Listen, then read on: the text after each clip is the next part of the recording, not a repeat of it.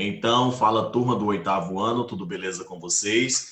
Está iniciando aqui mais uma videoaula, beleza? Mais uma videoaula da gente. E lembrando que hoje o nosso encontro é de história, ok? Aí lembrando, né, que o professor vai começar primeiramente com a correção, né? O professor sempre que pode coloca essas correções para que vocês possam, enfim, ter um aprendizado melhor, né? Ou seja, para que vocês possam fazer a autocorreção, né? Ver onde foi que vocês erraram e tudo mais. Beleza? Então, a gente estava falando, enfim, sobre as revoluções industriais, o professor pediu essa página para exercício, né, que é a página 71, então praticamente vocês podem estar pausando esse vídeo agora, né, fazendo a correção direitinho do que foi que errou e do que foi que acertou, beleza? Então, tem aí a resposta praticamente para que vocês possam fazer essa correção. Né? O importante é que vocês façam, né? Isso aí é melhor para o futuro de vocês, beleza? Então, aqui também tem outra página para correção, que foi a página 76, beleza? Eu falo um pouco do que foi o movimento ludista, né? Do que foi o cartista, enfim, foram revoltas dos trabalhadores, né? Enfim, devido a reivindicando, né, melhores condições e tudo mais. Então, vocês podem estar pausando também, fazendo a correção, beleza? Aí, lembrando, galera, a gente parte hoje, né, para um novo conteúdo, onde a gente vai falar, né, capítulo 5, né, da Revolução Francesa ao período napoleônico, beleza? O professor já citou, né, por exemplo, algumas aulas aqui, né, o que foi a Revolução Francesa, inclusive, galera, ou seja, 14 de julho, ou seja, semana passada, né, isso? Já que hoje é 21, né? Semana passada teve o quê? A gente teve o aniversário de praticamente 231 anos, né, da Revolução Francesa, né? Então a gente também ainda vai entender, né, o que foi isso aí e tudo mais, beleza? Até o período napoleônico, até o período de napoleônico, perdão, gente. Mas hoje a gente vai ver, né, do como foi se dando o processo de início da Revolução, beleza? O regime absolutista na Europa, né, no final do século XVIII, começou a apresentar graves problemas econômicos e sociais, o que fez com que a sociedade passasse a criticar o antigo regime. A gente sabe muito bem já o que é um regime absolutista, né? Ou seja, é um regime que começa a praticamente o que? Assegurar, né? Ou seja, o sistema de reinado, né? Enfim, começa a assegurar que os reis é quem tem que ficar realmente no poder, e a gente sabe que os reis eles viviam praticamente todo luxo, né? Junto com a igreja, e junto com a nobreza, né, e os burgueses e os camponeses e trabalhadores ficavam praticamente à míngua, né? Ficavam à mercê de tudo isso aí, né? Ou seja, com extrema pobreza, calamidades e tudo mais, beleza? Então isso aí era o Estado absolutista, era o regime absolutista. Os principais pontos criticados pela burguesia foram a política econômica baseada no mercantilismo, né, em que toda a produção era centralizada nas mãos dos reis, a organização política sob o controle total da coroa, né, e a estrutura da sociedade que era hierarquizada, estratificada e sem mobilidade. Ou seja, quem era camponês e burguês simplesmente nunca poderia chegar a ser, por exemplo, um rei ou chegar a ser, por exemplo, um nobre e tudo mais, beleza? Fatores que atingiram, né, principalmente o povo, né? A burguesia comerciante não aguentava mais pagar impostos e tributos cobrados pelo rei para manter seu padrão luxuoso de vida, né? Aquilo que eu já falei. Os burgueses eram os comerciantes e, assim como também os camponeses e trabalhadores, eles pagavam alto imposto para os reis, beleza?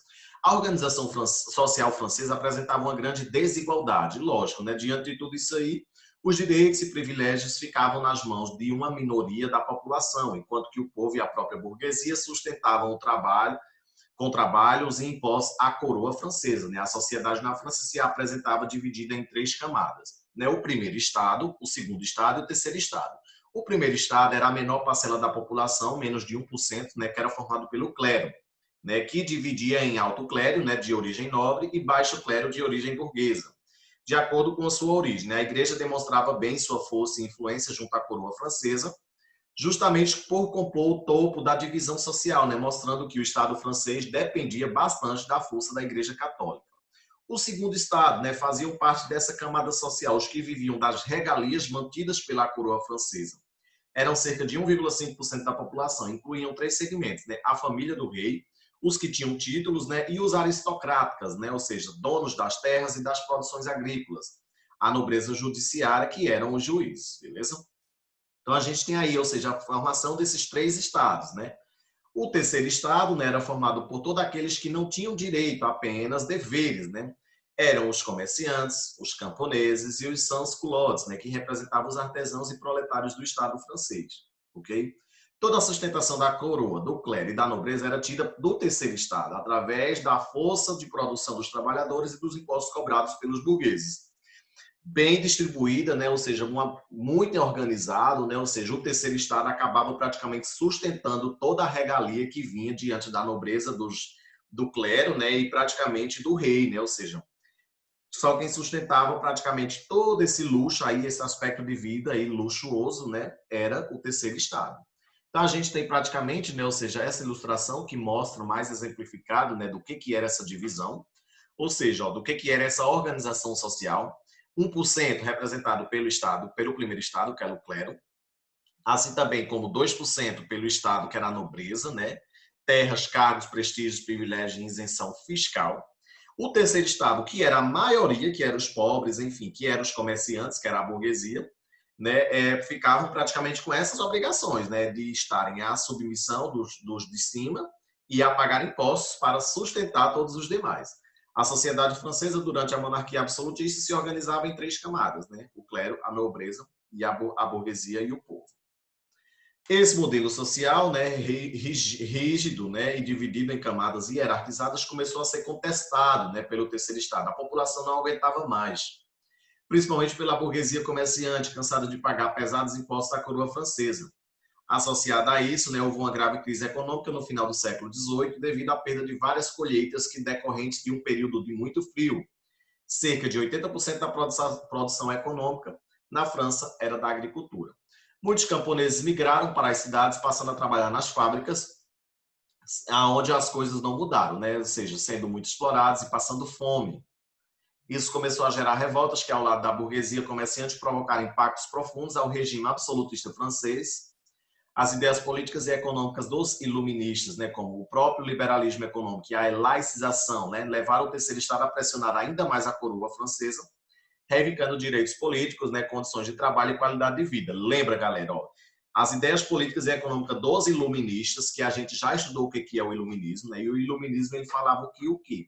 Que a igreja tinha que, por exemplo, se afastar das organizações políticas, né? Ou seja, não, a sociedade não poderia mais ficar ouvindo apenas, por exemplo, orientações da igreja, e o iluminismo também tentavam cada vez mais, né? Ou seja, levar o homem ao poder, que o homem é livre enfim, ele tem sua liberdade por si só, então ele pode conseguir o que quiser. Ninguém nasce escravo, ninguém nasce camponês. Isso todo mundo torna-se isso.